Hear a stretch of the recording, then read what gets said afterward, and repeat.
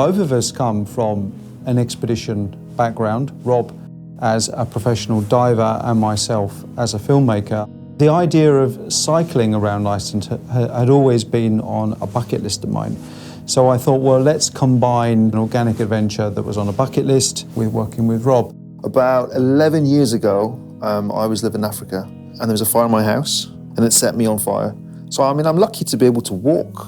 And he said, oh, well, maybe, you know, we could cycle it. The generic idea of going on an expedition is something that we're very comfortable with, but neither of us had done a long trip on a bike, and certainly neither of us had done a long trip off-road on a bike.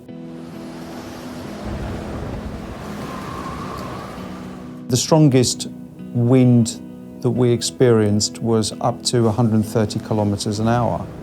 Now, at that kind of speed, you can't even stand up.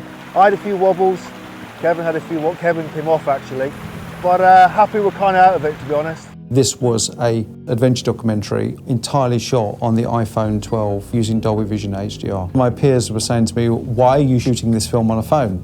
Because that's the challenge, that's the assignment, that's the project. What we've got out of the iPhone is incredible.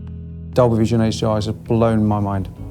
The dynamic range is absolutely astounding, especially with dark clouds and water, some of the most trickiest elements to photograph. Normally that kind of image capture is privy to larger professional cameras that you might expect motion pictures are shot on, not from something that you carry around in your pocket.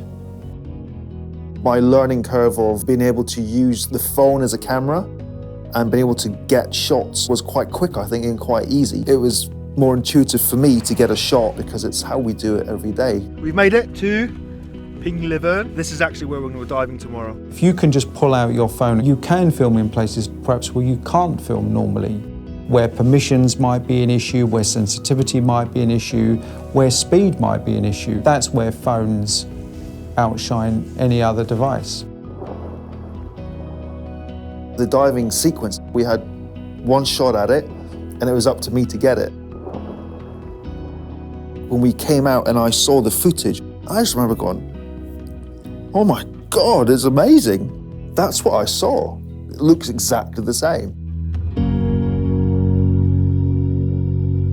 Would I shoot another documentary purely on an iPhone? Yes, I would, absolutely. I think taking everything that I've learned on board, using that as a stepping off point, would then allow me to capture something even more cinematic, capture something even more powerful.